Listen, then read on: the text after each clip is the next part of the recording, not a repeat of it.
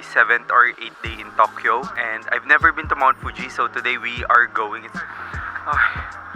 Climbing, first stop, caution, wild boar. Just make sure na if you're here, be respectful. Okay, so the street behind me is the second spot, and sobrang hirap kumuha ng photo dito. Within this river, there are fishes, and hindi sila namamatay during summer. And finally, after 10 years, nakita ko na rin yung Mount Fuji.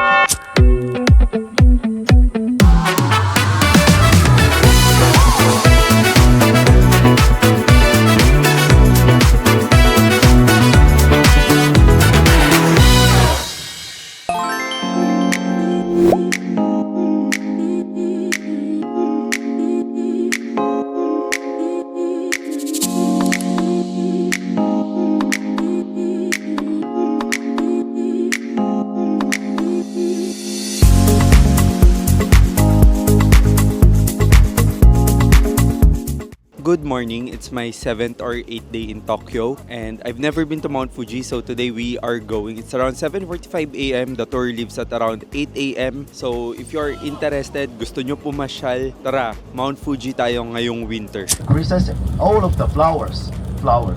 So in Japan, you can walking in the city, you can see the local people's house. In front of the house First stop, climbing the top of...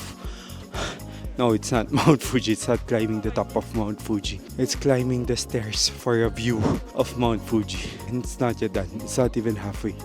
Ang taas pa. See? Caution, wild boar and monkeys.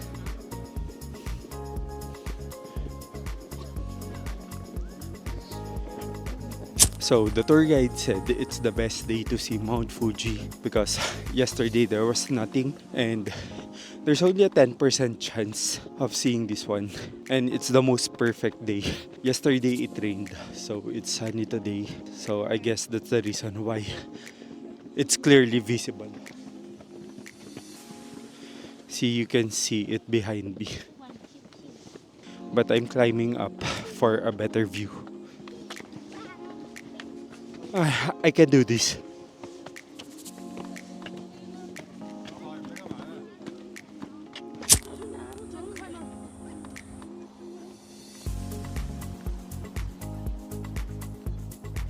Okay, so the climb was worth it.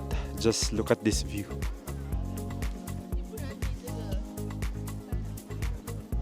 Okay, there's really something beautiful at the end of it.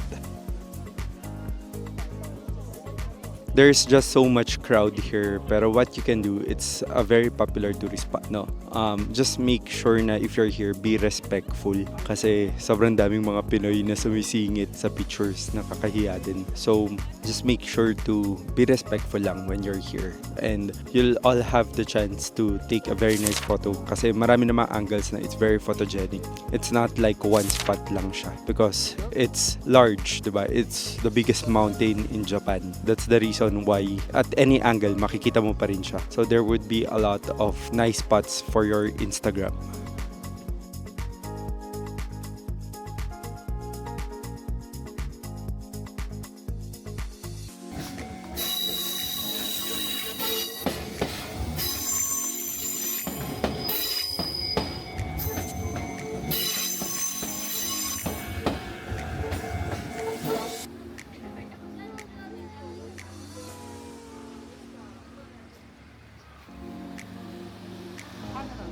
Okay, so the street behind me is the second spot and sobrang hirap kumuha ng photo dito because ang daming cars, and then pag nag-red yung stoplight, tumatakbo yung mga tao sa crossroads and then doon sila nagpapapicture sa gitna. Maganda naman kasi talaga, pero you'll have to risk your life sa middle ng street for you to be able to get a good shot.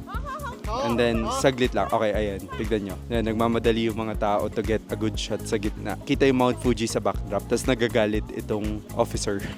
So, this is the place where it's gonna be so hard to get that perfect Instagram shot.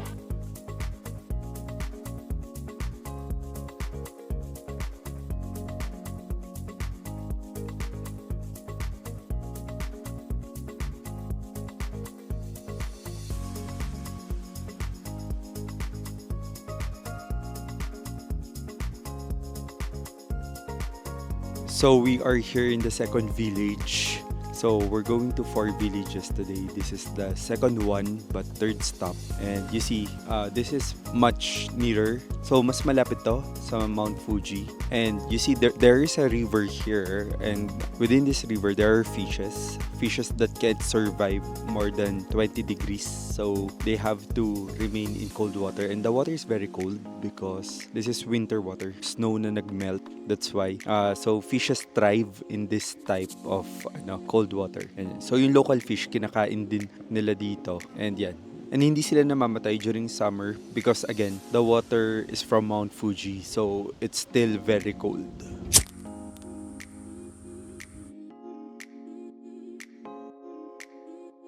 So it's now Lawson break, and if makikita nyo si Mount Fuji, pawala na siya because it's already 2 p.m. and it's starting to be cloudy. So it's now being covered by cloud.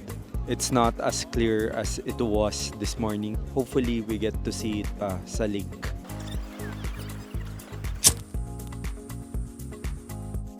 Okay, so this is the last stop for this Mount Fuji tour. So I am very lucky na it's a very good day. And finally, after 10 years, nakita ko na rin yung Mount Fuji.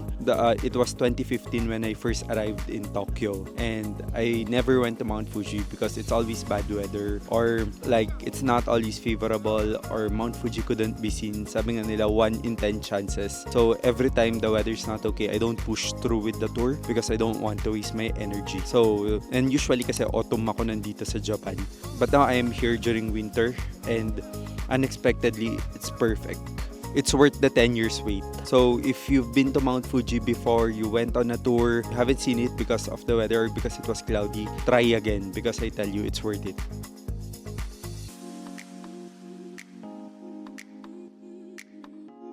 Okay, I'm tempted to buy ice cream pero I'll check which flavor is available.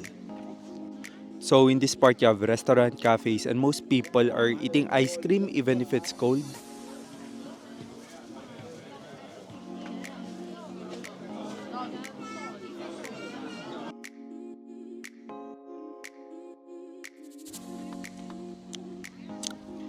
Is it just me or mas masarap kumain na ice cream when it's cold?